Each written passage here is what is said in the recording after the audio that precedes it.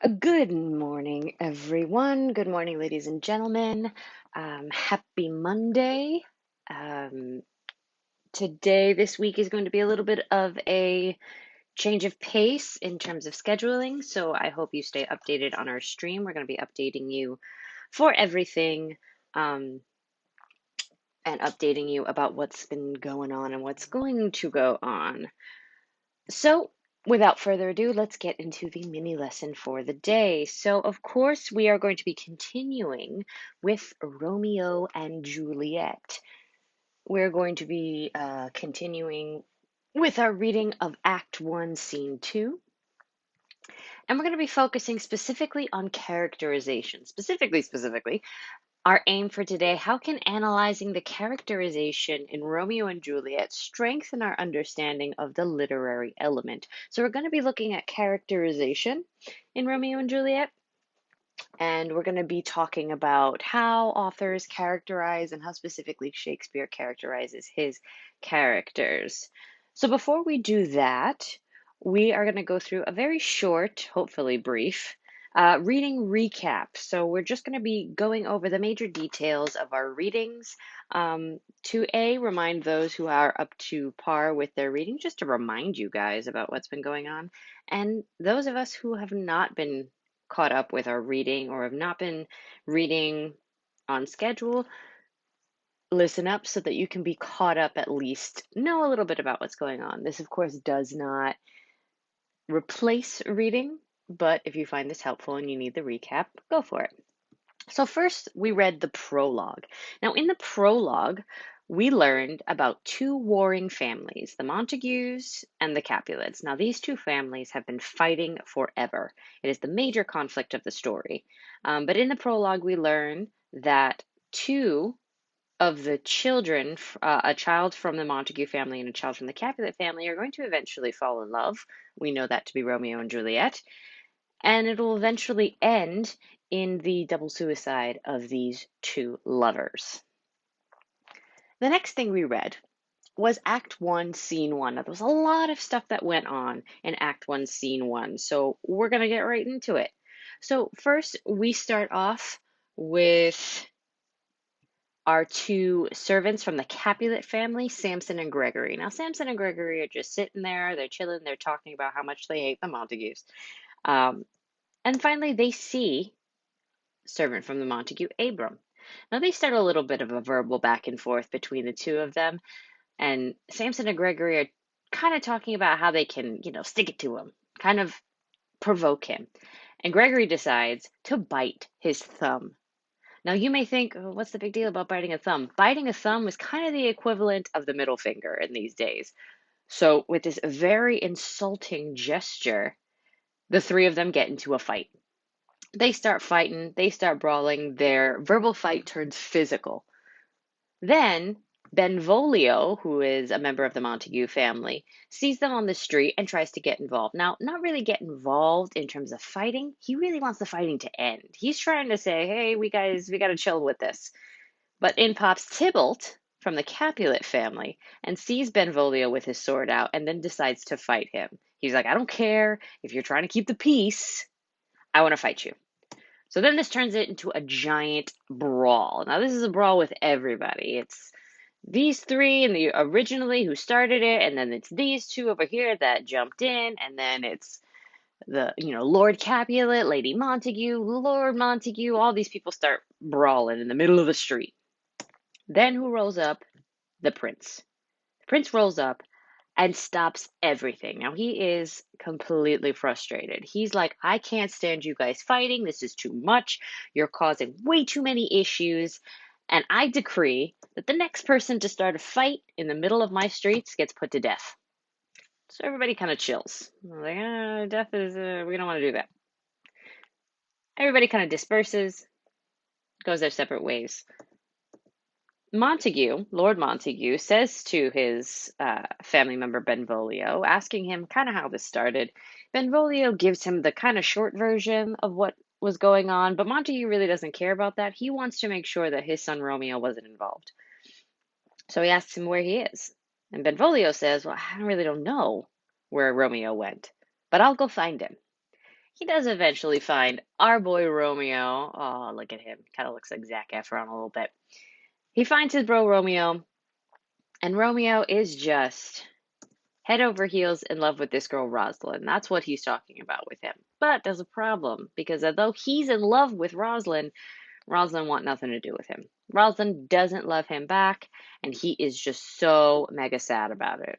And Benvolio's like, well, there's plenty of other girls out there that you could talk to. I mean, she's not like she's the only girl, the only pretty girl that lives in this city. But Romeo's way too sad. He don't want to hear that. He's saying she's the only one for me. I will never love somebody else. And Benvolio's like, all right. And Romeo decides to leave. But then Benvolio has the idea that he is going to try and make his cousin feel better in any way that he can. Whew, that was a lot for one scene.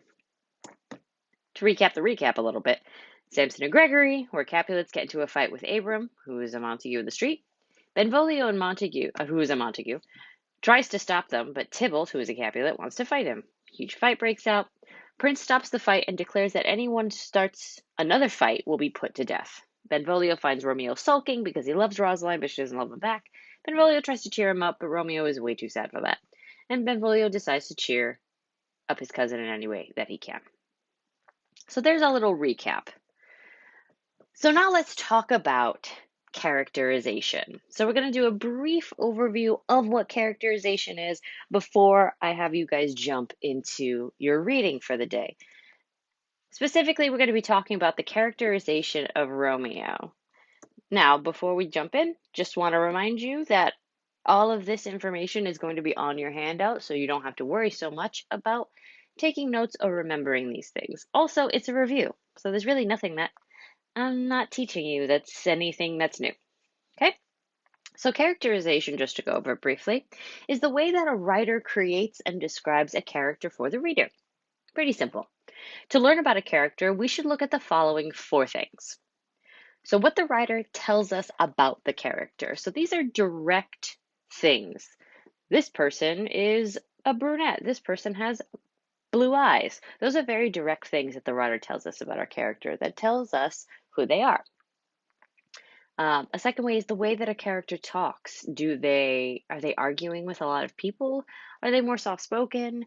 Do they use slang terms? Do they use flowery language? All this can really tell us who a person is by the way that they talk. The third thing is a character's thoughts and actions. Now, because we are in a play, we don't get so much on the character's thoughts, but we do get their actions because that's all that a play is really, is just action. So all of the decisions and choices that they make, do they want to fight? Do they try to cool the fight? Are they quick to jump in and defend someone? Or are they a little bit more laid back? Those are all going to tell us who a character is. And then finally, the effect that the character has on others. This kind of ties into our talk about conflict with our last mini lesson and our last scene that we read. How do people react to this? Does this person have enemies? Or are they pretty chill? Do they command respect? Do people listen to them? And so on and so forth. Now, for today's focus, we're going to be focusing on the characterization of Romeo. So I want you to think just about Romeo while you read, and after you read while you're doing your handout for today.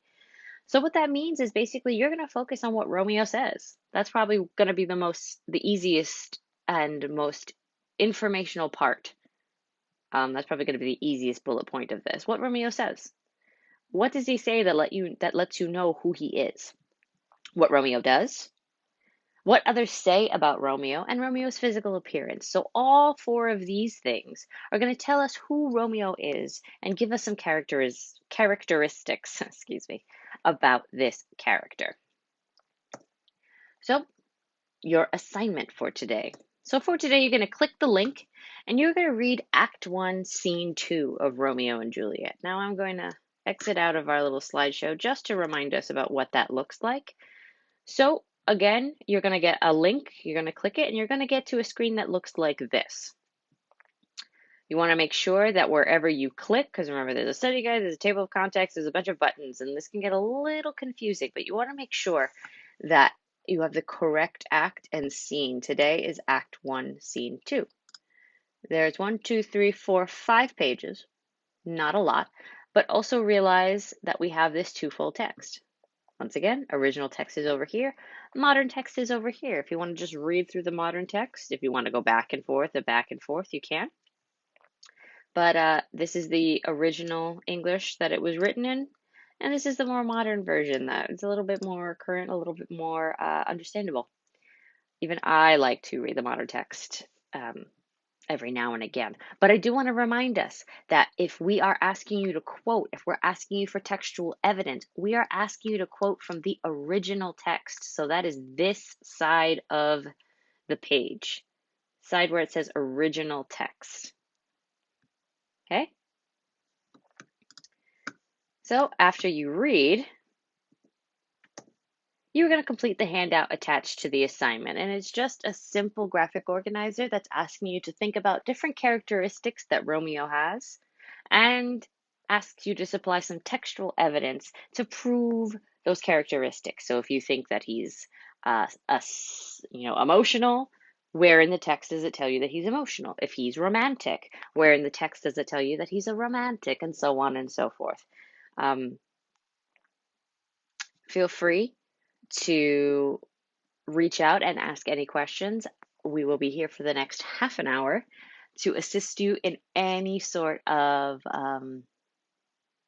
questions that you may have or any sort of concerns that you may have. I want to thank you guys for hanging in here with us. This has been a new adventure, a new endeavor for everyone. So I just want to congratulate you on hanging in there. And of course, have a great day.